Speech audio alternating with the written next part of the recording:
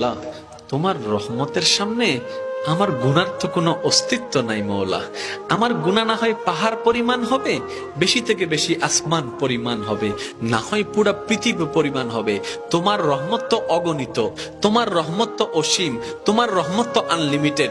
এবার রব্বে করিম বলে, তাহলে ঘাবড়াস কেন, তাহলে মন ছোট করস কেন? আরে গুনাহ করেছো তো করেছো, কি হয়েছে?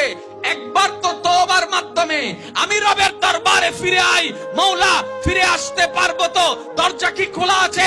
রব্বে করিম বলে, মরণের আগ পর্যন্ত, কিয়ামতের আগ পর্যন্ত, সূর্য পশ্চিম আকাশে ওঠার আগ পর্যন্ত দরজা খোলা আছে, দরজা খোলা আছে, দরজা খোলা আছে।